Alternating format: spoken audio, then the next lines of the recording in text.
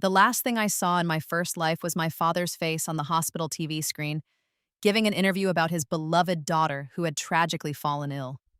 He dabbed at dry eyes with a handkerchief while my sister Melissa stood beside him, her head bowed in false sorrow.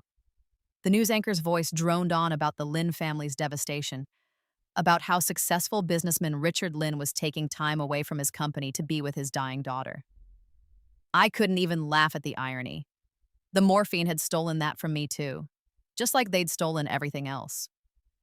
My father hadn't visited me once in the 3 weeks I'd been in this hospital room. Not once.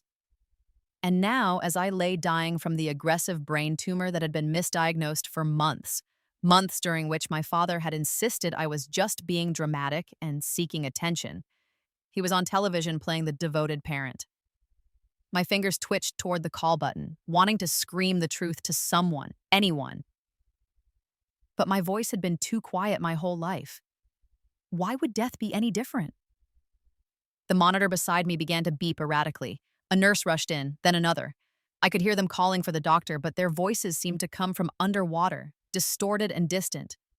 My vision blurred, the TV screen swimming until my father's face dissolved into meaningless pixels of light. This is it, I thought. 28 years old, and this is how I die. Unloved, unheard, forgotten. The pain in my head exploded into a supernova of white-hot agony, and then nothing. And then everything. I gasped and sat bolt upright, my hands flying to my head, expecting to feel the tumor's devastating pressure. But there was nothing. No pain, no fog. My mind was crystal clear, sharper than it had been in years. I looked down at my hands. They were smaller, younger. The scar I'd gotten from a cooking accident at 23 was gone. My nails were painted the electric blue I'd loved in high school but had abandoned years ago because my father said it looked cheap.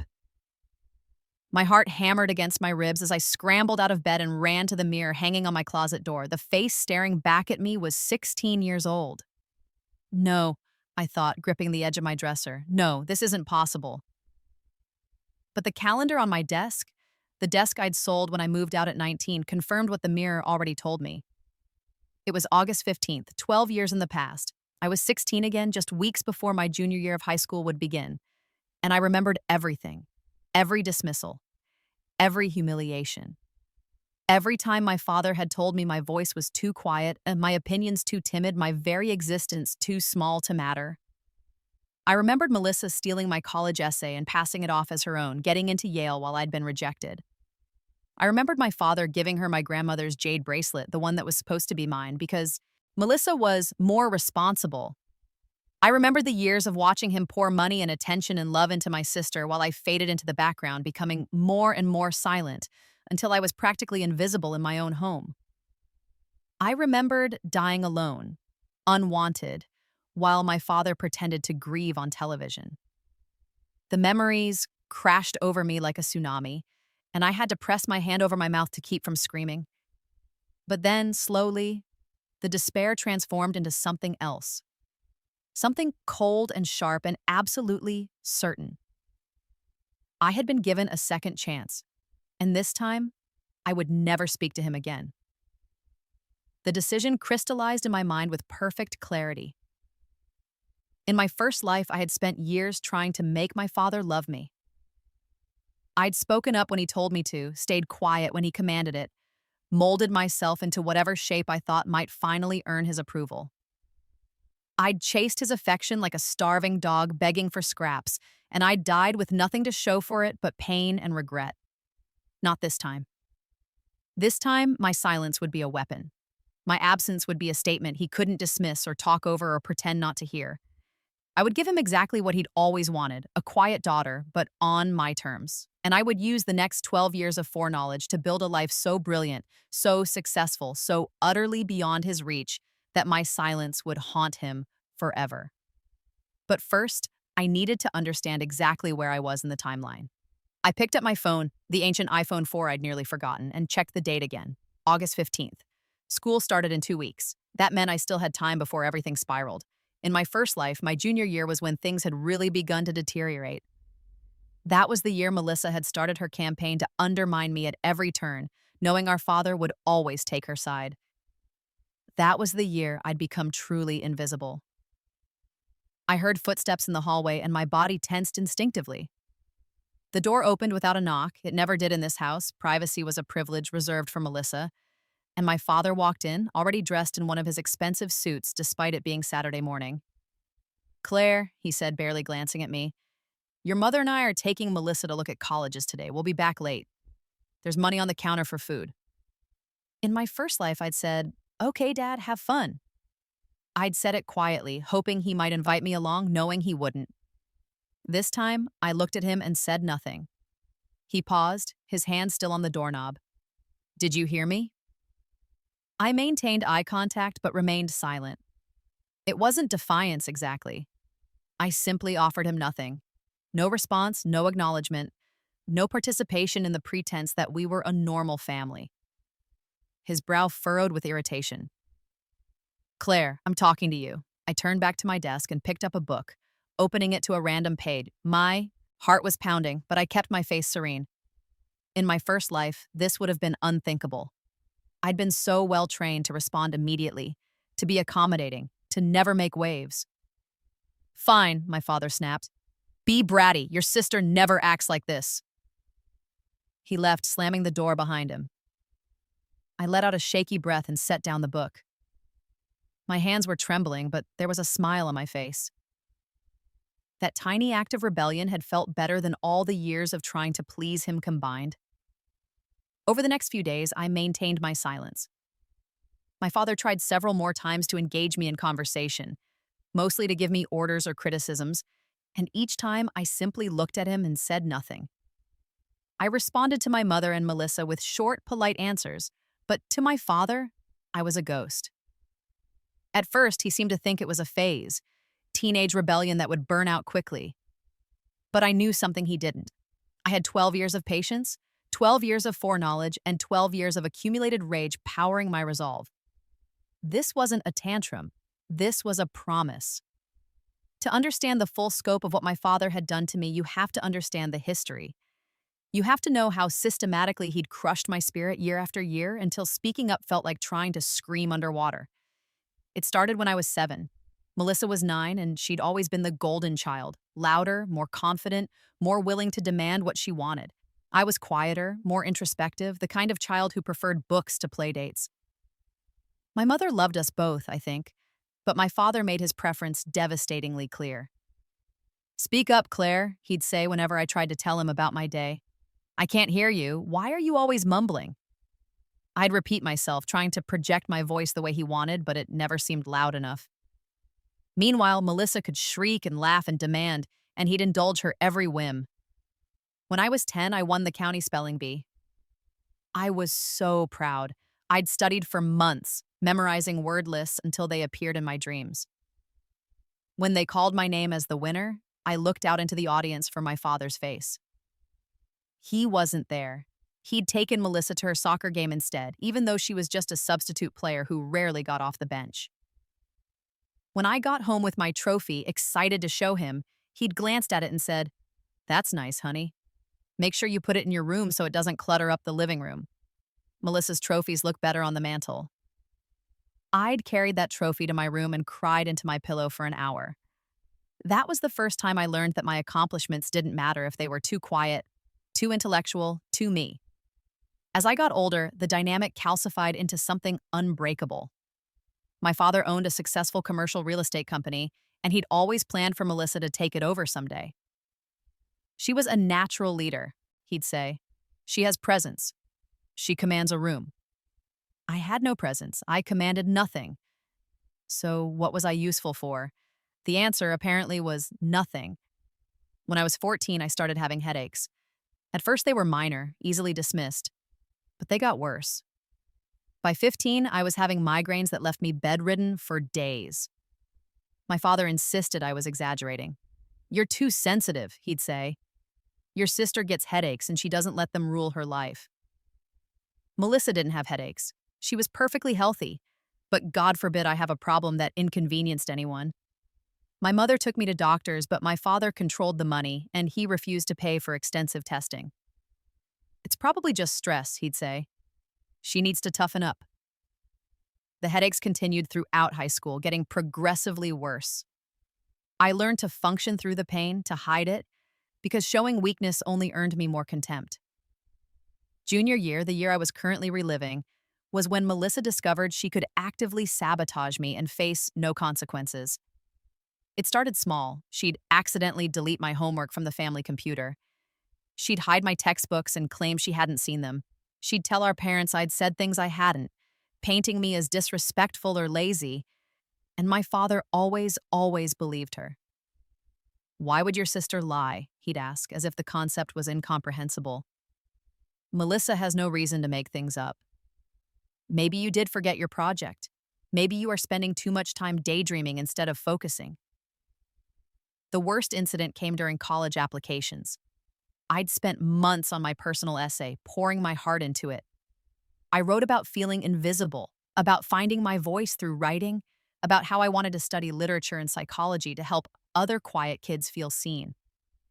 It was good, really good. Even my English teacher had been impressed. I saved it on the family computer in a password-protected folder. But Melissa had been watching me type in my password for weeks. She copied the essay, changed a few details to make it about her experience as a natural leader, and submitted it to Yale as her own. When the acceptance letters came in, Yale for Melissa, rejections for me from every Ivy League school, my father had been ecstatic. He'd thrown Melissa a huge party, inviting everyone we knew to celebrate his brilliant daughter's success. And I'd sat in my room knowing exactly what she'd done, knowing my father wouldn't believe me if I told him. I'd tried anyway, of course. I'd shown him my original essay with the earlier timestamp. I'd explained about the password. He'd looked at me with such disappointment. "Claire, I understand you're jealous of your sister's success, but making accusations like this is beneath you. Melissa earned her spot at Yale. Maybe if you'd worked harder, you would have gotten in somewhere better than state." State? As if my state, university acceptance, was a consolation prize. As if my dreams mattered less than the truth would inconvenience him. That was when I'd really given up. If my father wouldn't believe me, even with proof, what was the point? I'd gone to state, studied psychology like I'd planned, and tried to build a life for myself. But the damage was done. I'd been so thoroughly trained to be small and quiet and unimportant that I'd carried that training into every relationship, every job, every aspect of my adult life. And then came the headache's final form, the tumor. By the time it was finally diagnosed, it was inoperable. Stage 4 glioblastoma. I had months to live. I'd called my father to tell him, "Dad, I need to talk to you about something important." "Can it wait?" he'd asked. "Melissa just called with big news about her promotion. I'm heading over to her place to celebrate." "It's about my health. I'm really sick." A sigh. "Claire, if this is about more headaches, we've been over this. You need to manage your stress better. Maybe try yoga." "Dad, I have brain cancer." Silence.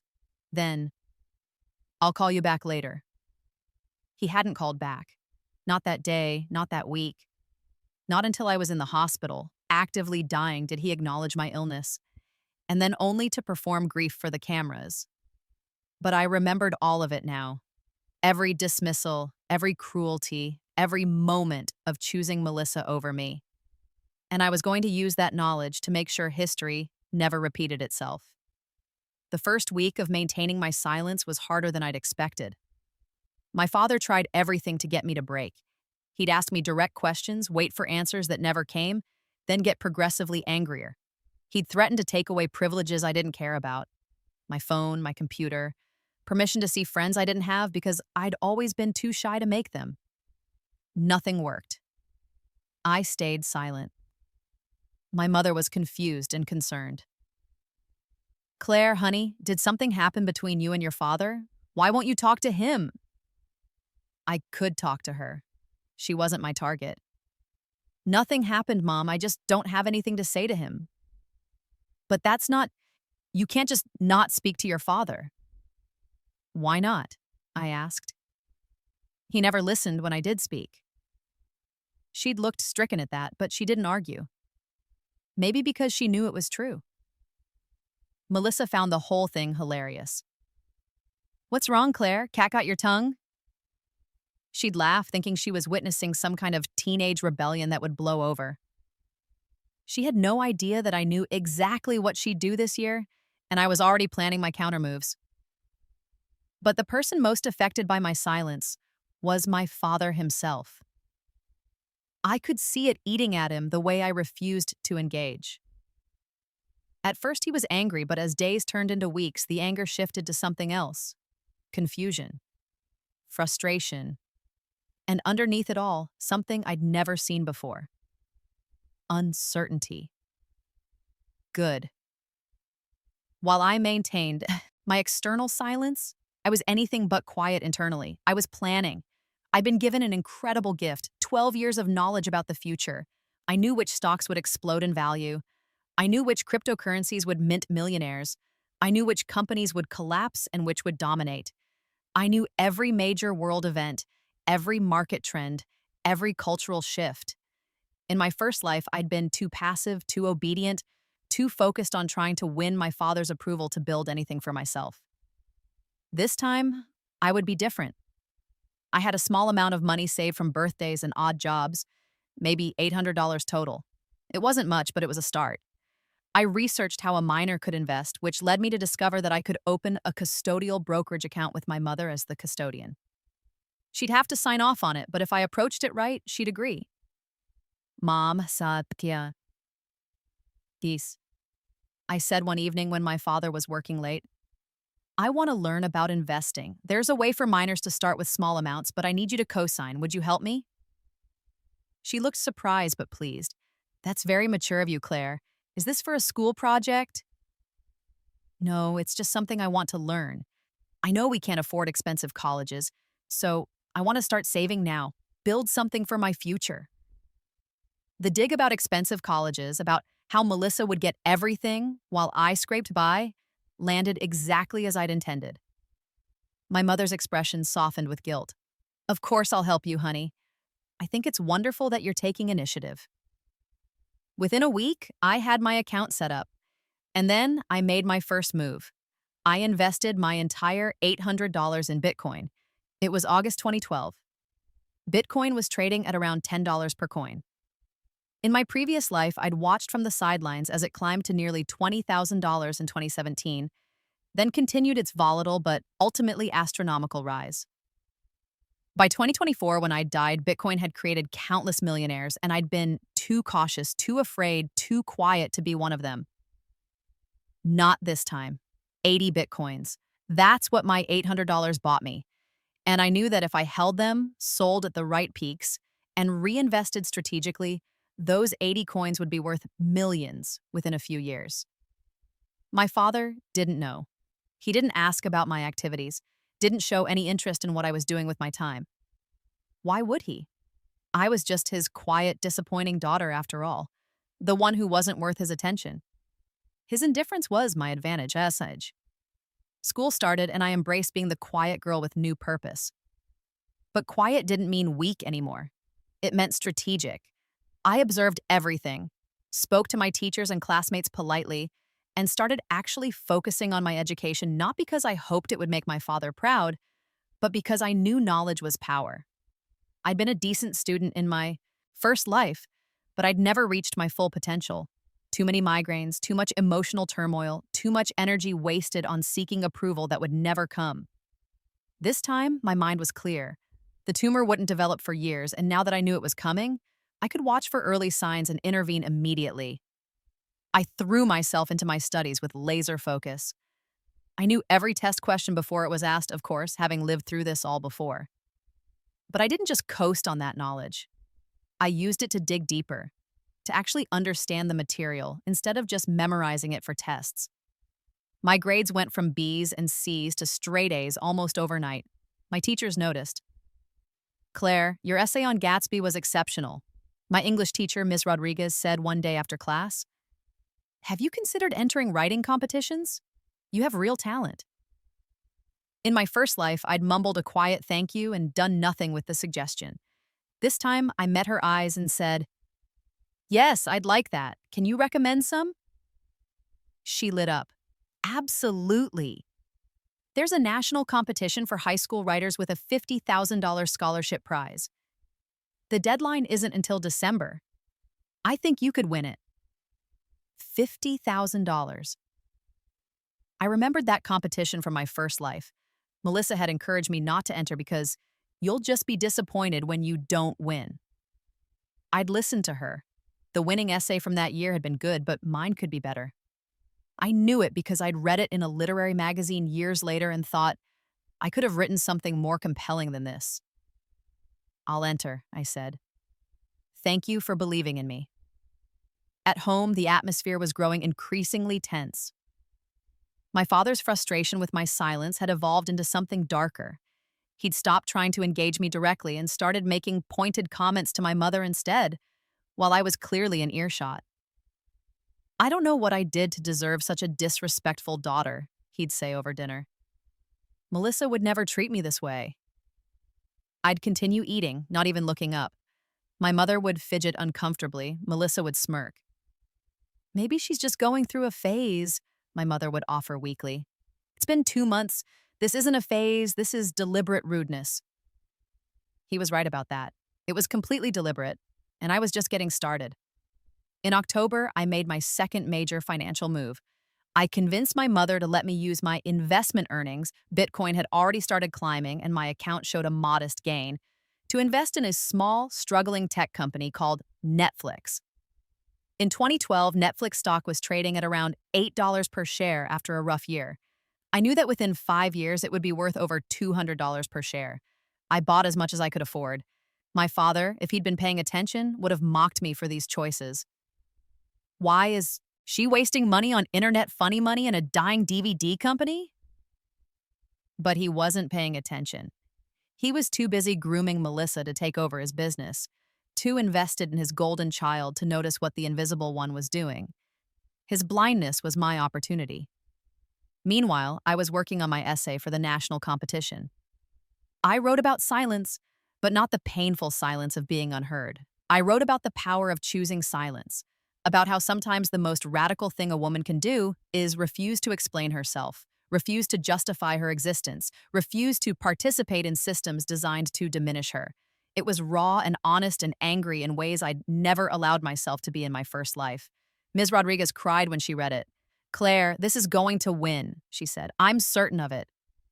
I submitted it in November. The winners wouldn't be announced until February, but I wasn't worried. I knew it was good. More importantly, I knew it was mine. Locked on a laptop only I could access, backed up in 3 different places. Melissa wouldn't steal this one. Speaking of Melissa, she was starting to get concerned about my sudden academic success. In my first life, she'd been the star student while I'd struggled along in her shadow. Now, I was outperforming her in every subject, and she didn't like it. "What's with you?" she asked one day, cornering me in my room. "You're acting weird. All these good grades, the writing stuff. Are you trying to compete with me or something?"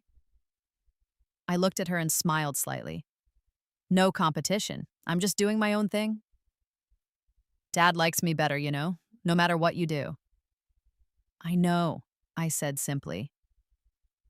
And I did know. That was the point. I was no longer trying to win his affection. I was building something he couldn't touch.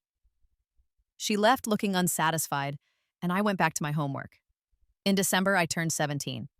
My father threw a small family dinner, which felt like a formality more than a celebration. Melissa got lavish parties for her birthdays with dozens of guests in expensive venues. I got takeout pizza and a card. My mother gave me a sweater. Melissa gave me a book I'd already read. My father handed me an envelope which contained a check for $100. "For your college fund," he said, "since you'll need to work hard to get scholarships if you want to go anywhere decent." The implication being that I wasn't smart enough or special enough to earn scholarships on merit. That I'd be lucky to end up at state again. I took the check without a word, maintained eye contact for exactly 3 seconds, then looked away. It was the first time I'd directly acknowledged his existence in months, and I made sure the acknowledgement was absolutely empty of warmth or gratitude. His jaw tightened. "You could at least say thank you." I said nothing, just folded the check and put it in my pocket. Richard, my mother interjected nervously, let's just enjoy dinner. But dinner was tense and miserable, just like every family meal had become. Melissa chattered away about her college plans. My mother tried desperately to keep the conversation light. My father grew progressively more irritated, and I remained an island of silence in the storm. After that night, something shifted in my father's behavior. He stopped trying to get responses from me entirely. Instead, he started actively ignoring my existence. If I walked into a room, he'd leave. If my mother mentioned something I'd done, he'd change the subject. He began to treat me the way I'd always felt, like I was invisible. The difference was, this time I'd chosen it. And that made all the difference. February arrived, and with it came two life-changing announcements. The first was my writing award. I got the call on a Tuesday afternoon. I'd won first place in the national competition. $50,000, a scholarship that could go to any accredited university. And more than that, recognition, publication, proof that my voice, however quiet, had value. Ms. Rodriguez hugged me when I told her. I knew it. Claire, do you understand what this means? This is going to open so many doors for you. My mother cried with joy when I shared the news at dinner. $50,000. Oh, Claire, I'm so proud of you. Melissa looked stunned. You won a national competition? Yes, I said simply. My father said nothing. He'd been there when I made the announcement, had heard every word, but he just cut another piece of his chicken, chewed slowly, and swallowed. Then he turned to Melissa. How was your day, honey? The dismissal was so absolute, so deliberate, that even my mother gasped. Richard, did you hear what your daughter just said? I heard, he replied. Melissa, you were telling me about your history project. I felt my mother's eyes on me, waiting for me to react, to be hurt. But I just smiled serenely and continued eating. His refusal to acknowledge my accomplishment told me everything I needed to know, and more importantly, it was revealing his true nature to my mother, in a way my silence never could.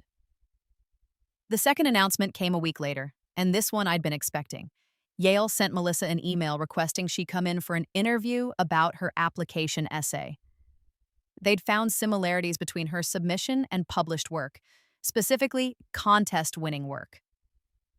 My work. Melissa panicked. I don't understand. They said something about plagiarism, but I wrote that essay myself. My father immediately went into defensive mode. This is obviously a mistake. We'll get our lawyer involved if we have to. You're not going to let some clerical error ruin your chances. But it wasn't a clerical error. See, when I'd submitted my essay to the national competition, it had been published on their website as the winning entry in early February.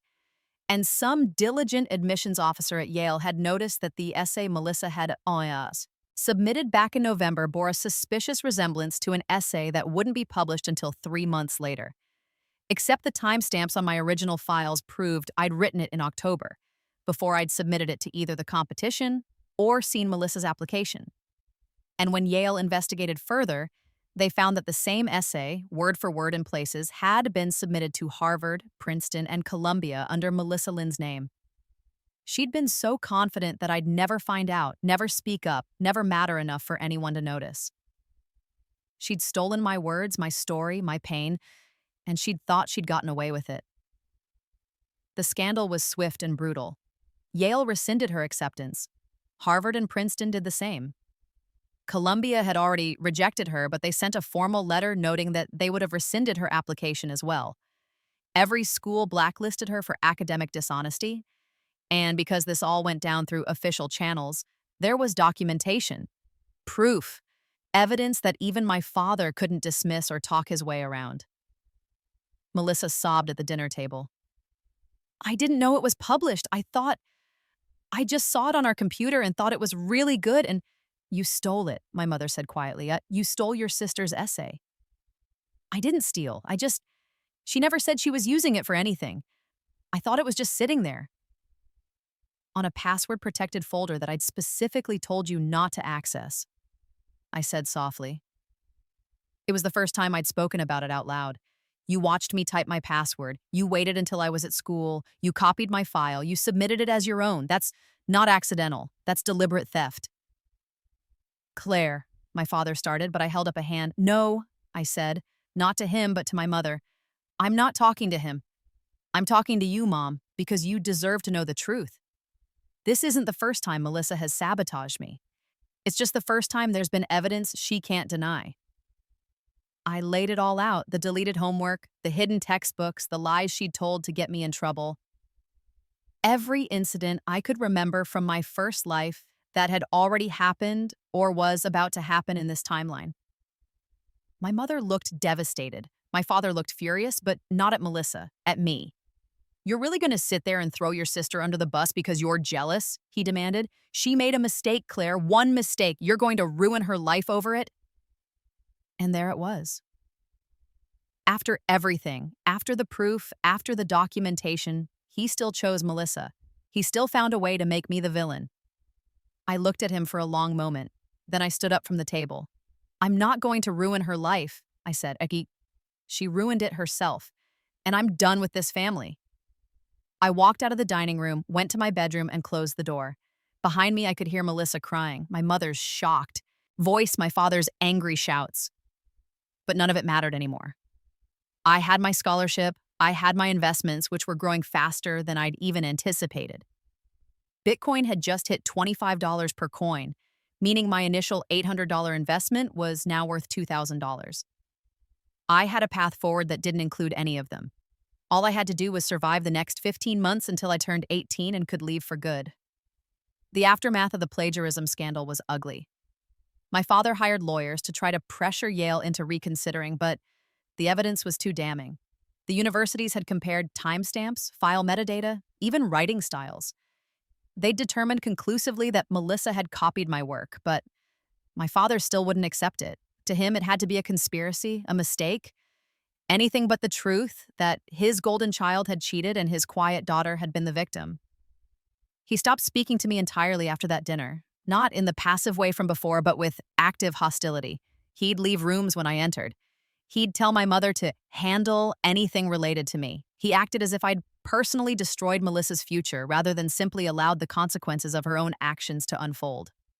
Melissa ended up enrolling at a mediocre private college that accepted her despite the scandal because my father donated a significant amount of money. She resented me for it bitterly and stopped speaking to me as well. The house became divided into two camps, Melissa and my father on one side, me and my mother on the other. My mother, to her credit, tried to make amends. I should have seen it, she told me one night. I should have paid more attention to how he treated you differently, how she treated you. I'm so sorry, Claire. It's not your fault, I said, and I meant it. My mother had been caught in my father's orbit as much as I had. But Mom, I need you to know, I'm leaving as soon as I turn 18. I'm not coming back. She cried, but she didn't try to change my mind. I think she understood. I spent the next few months in a strange limbo. I continued excelling at school, continued managing my investments with increasing savviness, and continued my absolute silence toward my father. We lived in the same house but existed in completely separate worlds. My Bitcoin investment hit $4,000 in value. I sold half of it and diversified into other cryptocurrencies and stocks I knew would boom. By the time I graduated high school in June, my portfolio was worth over $15,000. Combined with my $50,000 scholarship, I had real money, enough to not just survive, but to thrive. I applied to colleges strategically, focusing on schools on the opposite coast from my family.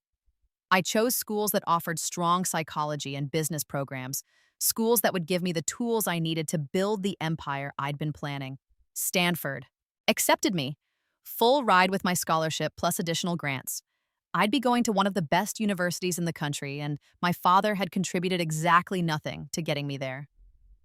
When the acceptance letter came, my mother hugged me and cried happy tears. Melissa glared at me across the room. My father didn't even acknowledge it had happened. Perfect. On my 18th birthday in December, I did 3 things. First, I transferred all my investments into accounts solely under my control. Second, I legally changed my last name from Lynn to my maternal grandmother's maiden name. Morrison. Third, I wrote a letter to my father, the only words I would ever write to him, and left it on the kitchen table. The letter said, "Dad, you told me my voice was too quiet. You were right. Around you, I could never speak loudly enough to matter. So I stopped speaking to you entirely, and you know what? My life got better immediately. Every scholarship I've won, every achievement I've earned, every dollar I've made, I did it without your support, without your approval, without your love. And I did it all while you ignored me, dismissed me, and chose my sister over me at every turn. I'm not writing this to hurt you or to seek closure. I'm writing this so you understand. My silence was not submission, it was strategy. I gave you exactly what you always wanted, a daughter who didn't bother you. And in return, I built a life you can't touch, can't influence, and can't take credit for. You will never hear my voice again. Not at holidays, not at family events, not on your deathbed. I am removing myself from your life as thoroughly as you removed me from your heart. Consider this my final gift to you, the quiet you always demanded. Claire Morrison, I didn't wait to see his reaction. I packed my bags, said goodbye to my mother, who I promised to stay in touch with separately, and moved into an apartment near Stanford's campus 3 months early. I got a part-time job, not because I needed the money, but because I wanted the experience. I started therapy to process the trauma of my first life and the complicated feelings of my second chance. And I began building my empire. College was transformative. Without my father's voice in my head telling me I was too quiet, too small, too forgettable, I blossomed. I joined clubs, I made friends, I dated people who actually listened when I spoke. I discovered that when I wasn't being constantly undermined and dismissed, I was actually quite charismatic in my own way. Not loud like Melissa, but compelling, thoughtful, the kind of person others naturally gravitated toward. I double majored in psychology and business. I used my knowledge of future market trends to grow my investment portfolio aggressively. By sophomore year, I was worth over $100,000. By junior year, I'd hit $500,000. I sold my Bitcoin near its 2017 peak, making millions, then reinvested strategically across multiple sectors. I also started a blog about family trauma, narcissistic parents, and the journey of healing. It went viral. Millions of readers connected with my stories of being the scapegoat child, of choosing silence as power, of building a life from ashes. I wrote under a pseudonym, but the blog led to speaking engagements, consulting work, and eventually a book deal. Through all of this, I never spoke to my father. Not once. My mother would send me updates occasionally. Melissa had graduated and was working at my father's company, though apparently not excelling. My father's business was struggling with changing markets. He'd asked about me a few times, my mother said, but she'd honored my wishes and kept our communications private. "He misses you," my mother told me once during one of our monthly phone calls. "He misses the idea of me," I corrected. "He never knew the real me." By the time I graduated from Stanford, summa cum laude, I was a millionaire several times over. I'd networked extensively, made connections in venture capital and tech, and was being recruited by major companies. But I had other plans. I started my own company, a mental health app that used AI to provide accessible therapy resources to people who couldn't afford traditional treatment. I called it Voice because I wanted to give people the platform I'd never had in my first life. The platform that, in my second life, I'd had to build for myself. Voice took off. Within 2 years, we had 10 million users. Within 4 years, we were valued at over $1 billion. I was profiled in Forbes, Business Insider, and Time.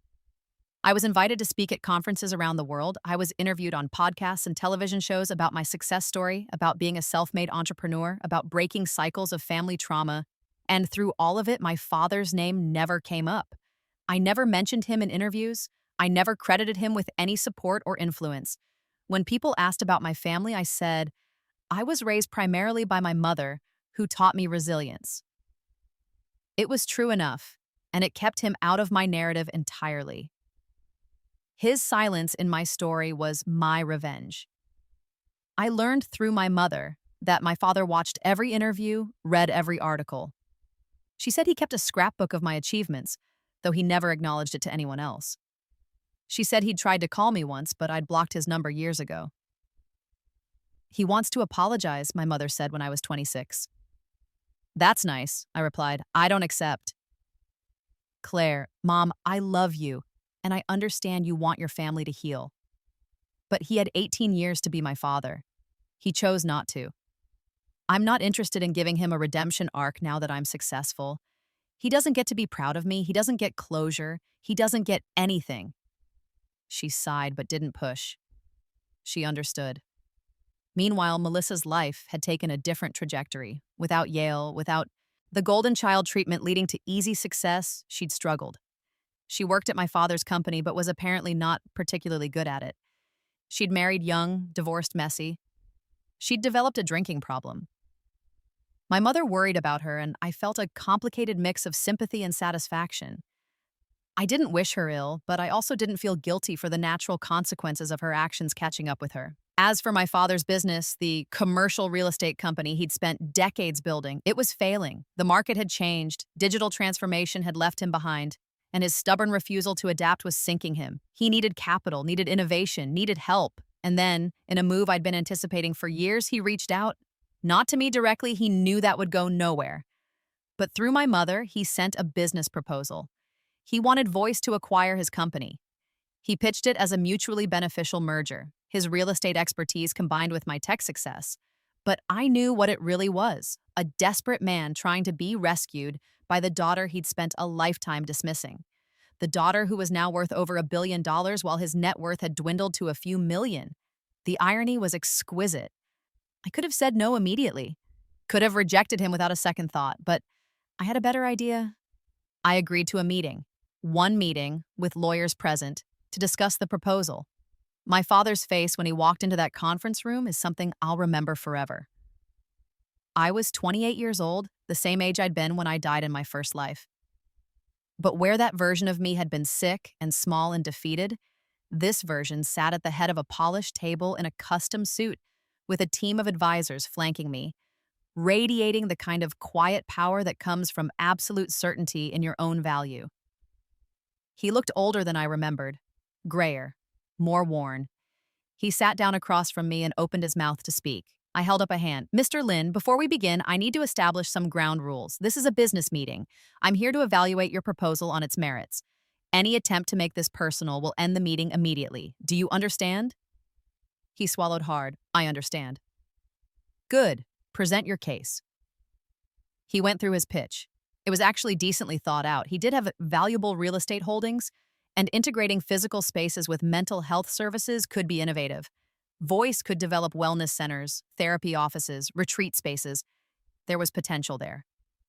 But I let him finish his entire presentation before I spoke. Your proposal has merit, I said. However, I'm not interested in a merger. I am interested in an acquisition. Voice will purchase your company's assets at fair market value. You'll be offered a position as a consultant, reporting to a division manager, not to me. You'll have no decision-making, authority over any aspect of Voice's operations. And you'll sign an NDA that prevents you from publicly claiming any credit for Voice's success or implying you played any role in my career. His face went white. You're offering to buy me out and give me a middle management position in my own company? It's not your company anymore if you accept this deal. It's mine.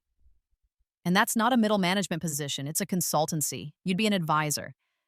It's actually quite generous considering your company's current valuation and trajectory. Claire, he started, and there was something broken in his voice. Ms. Morrison, I corrected. I changed my name years ago. We're not family in this context. Ms. Morrison, he amended, and I could see his hands shaking. Can we talk just for a moment, off the record? No. Please, I know I don't deserve it. I know I failed you, but please, just give me 5 minutes to... Mr. Lin, you had 18 years. You had thousands of opportunities to talk to me, to listen to me, to see me. You chose not to. I'm not obligated to give you closure just because it's convenient for you now. I'm sorry, he said, and there were tears in his eyes. I'm so sorry. I was wrong about everything. You were never too quiet. You were never too small. I was the one who was lacking. I see that now. I've seen it for years. Please, Claire. Ms. Morrison, please let me make amends. I looked at him for a long moment, and I felt nothing. No satisfaction, no anger, no pain. He was just a man who'd made bad choices and was facing the consequences.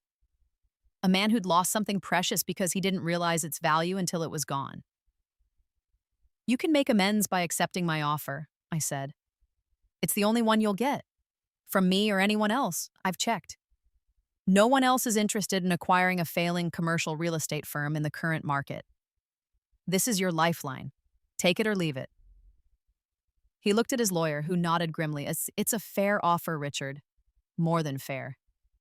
If I sign this, my father said slowly, will you ever speak to me again? Outside of work? No. Will you ever forgive me? I don't know. Forgiveness isn't something you can negotiate for in a business deal. What can I do? Please tell me what I can do to make this right. I leaned forward. You can accept that some things can't be made right. You can live with the consequences of your choices.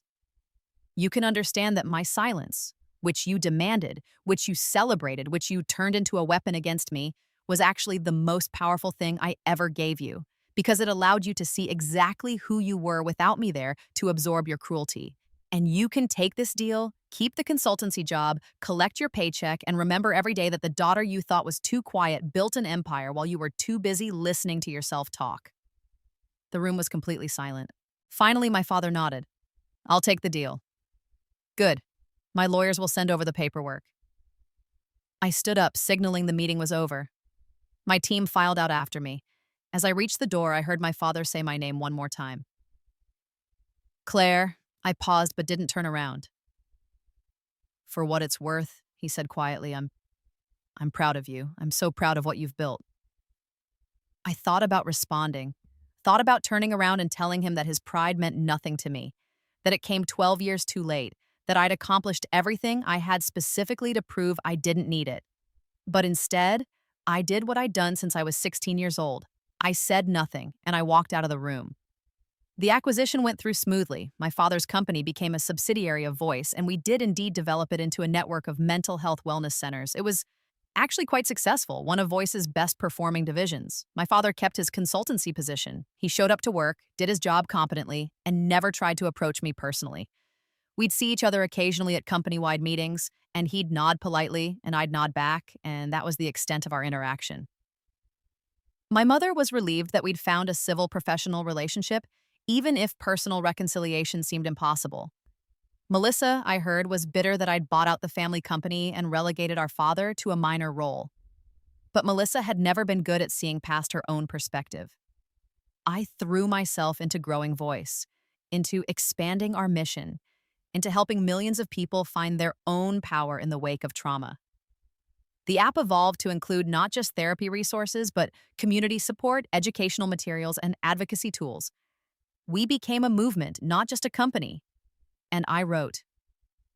I continued my blog, eventually revealing my identity and sharing my full story. The book I'd published years earlier became a bestseller again when people realized I was the founder of Voice. I became a face for survivors of family trauma, of narcissistic abuse, of being the scapegoat child who'd broken free and thrived. People would ask me in interviews, do you ever regret not having a relationship with your father? And I'd answer honestly, no, I regret the relationship I tried to have with him for 18 years, the one where I made myself smaller and quieter and less than I was, hoping it would be enough. I don't regret refusing to continue that pattern. Do you think you'll ever reconcile? I think we already have, in our way.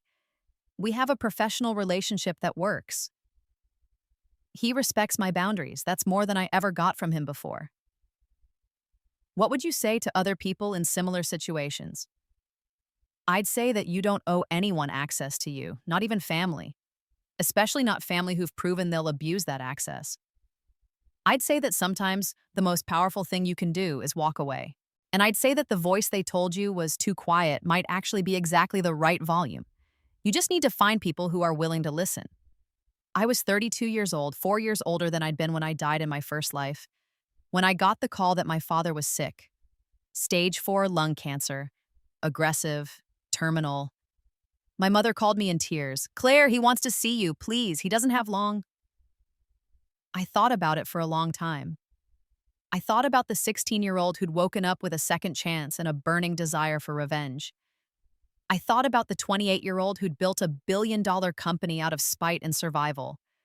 I thought about the woman I'd become, someone who'd taken all that pain and turned it into power, into purpose, into a platform that helped millions of others do the same. And I thought about my father, dying, wanting one final conversation with the daughter he'd failed. "I'll go," I told my mother, "but I'm not promising anything." The hospice room was quiet and sterile. My father looked small in the hospital bed, so different from the imposing figure he'd been in my childhood. Melissa was there, looking older and harder than her 34 years. My mother sat beside his bed, holding his hand. He looked up when I entered, and his eyes filled with tears. "Claire," he whispered. I sat down in the chair across from his bed, close enough to be there, far enough to maintain distance. "I don't have much time," he said. "The doctors say days, maybe a week." "I know. I wanted to tell you again how sorry I am.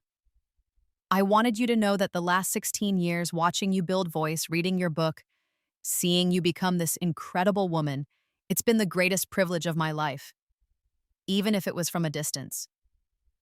I nodded but said nothing. "I failed you," he continued. "I was so focused on what I wanted you to be that I never saw who you actually were.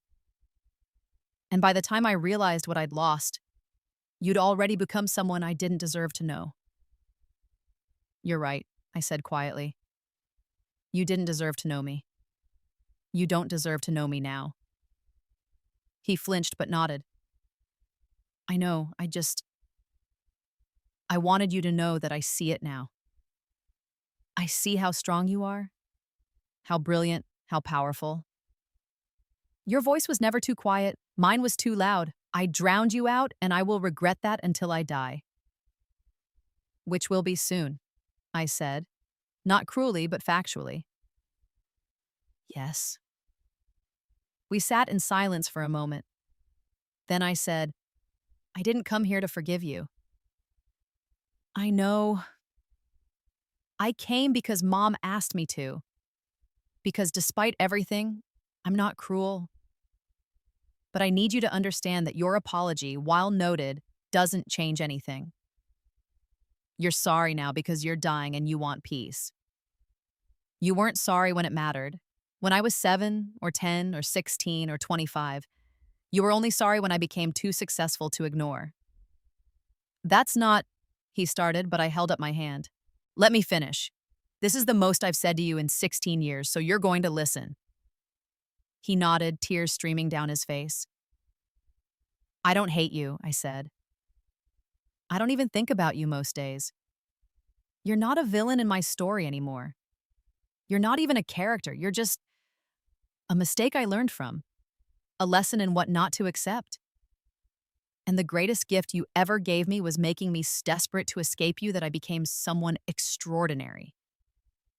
Claire, I'm not done. You want to know if I forgive you? I don't. I probably never will. But I also don't need to forgive you to be at peace. I found peace years ago when I stopped waiting for you to love me. When I stopped believing your opinion of me mattered. When I rebuilt myself into someone whose voice, quiet or loud, is heard by millions of people who needed to hear it. I stood up. You're going to die soon. And when you do, I'll probably feel sad for Mom, who loved you despite your flaws. I'll probably feel sad for the father-daughter relationship we could have had if you'd been a different person. But I won't feel sad for you. You made your choices. You lived with them. Now you're dying with them. I walked toward the door, then paused and looked back. For what it's worth, I said, I hope you find whatever peace you're looking for. I hope dying gives you some perspective on living. And I hope that in whatever comes next, you're a better man than you were in this life. Will you come back? He asked desperately, but yeah. Before I die? I thought about it, then I said, no, this is goodbye. And for the final time in my life, I walked away from my father. He died 5 days later. I didn't attend the funeral, but I sent flowers with a card that read, "In memory of Richard Lynn, may his legacy be the lessons we learn from his mistakes." Melissa was furious. My mother was sad but understanding, and I was fine, completely fine. I'd already grieved the father I'd wanted. I'd done that work in therapy years ago. The man who died was a stranger who happened to share my DNA, who happened to have had 18 years to love me and chose not to, who happened to have spent his final years watching me succeed from the distance I'd enforced. His death changed nothing in my life except to close a chapter that had been ending for 16 years. Voice continued to grow. I expanded into Asia, Europe, South America. We partnered with governments and NGOs to provide mental health resources in underserved communities. We trained therapists in developing countries. We created scholarships for students from abusive homes. We built an empire of healing on the foundation of my pain. And I finally understood what it meant to have a voice that mattered. It had never been about volume. It had never been about being loud or demanding or aggressive. It had been about knowing my worth, about refusing to let anyone diminish me, about building something so undeniable that silence itself became a form of power. My father had told me my voice was too quiet. He'd been wrong. My voice had always been exactly the right volume. He just never bothered to listen. On my 35th birthday, I stood in front of 10,000 people at a mental health advocacy conference and told my story. I talked about the abuse, the invisibility, the rebirth. I talked about choosing silence as strategy. I talked about building voice not just as a company, but as a movement. And when I finished speaking, the applause was deafening. I looked out at those thousands of faces, people who'd heard me, who'd been helped by me, who'd found their own voices through my work. And I smiled. My father would never hear me speak again. But the whole world was listening. And that was the sweetest revenge of all. Years later, when I was 45 years old and Voice had become a multi-billion-dollar global empire, a journalist asked me if I had any regrets about my relationship with my father. Only one, I said. I regret that I didn't stop speaking to him sooner. I wasted 18 years trying to make him hear me. The moment I stopped trying was the moment I became free. Do you think he understood that in the end? I don't know, and honestly, I don't care. His understanding was never the point. My freedom was. What would you say to him now if you could? I smiled. Nothing. I said everything I needed to say when I left his hospital room. And before that, I said everything that mattered when I chose silence. Some people don't deserve your words. They don't deserve your energy. They don't deserve the space they take up in your head. The best revenge isn't getting the last word. It's not needing one. The interview went viral, as most of my interviews did. People loved the story of the girl who'd been told she was too quiet and responded by building a platform for millions of voices. They loved the narrative of revenge through success, of silence as power, of healing as rebellion. But they didn't know the whole truth. They didn't know about the rebirth, about living my life twice, about having the ultimate advantage of foreknowledge. They didn't need to know. That was my secret, my superpower, my private triumph. I'd been given a second chance and I'd used it to become someone my first life self could never have imagined. Someone powerful, someone heard, someone who'd turned the greatest pain of her life into the greatest purpose. And I'd done it all without saying a single word to the man who'd tried to silence me. That was the real magic. That was the real revenge. He'd said my voice was too quiet. After Rebirth, I never spoke to him again. And in that silence, I found everything I'd ever needed: freedom, power, success, and peace. The quiet girl had won, and the whole world heard her victory at the end.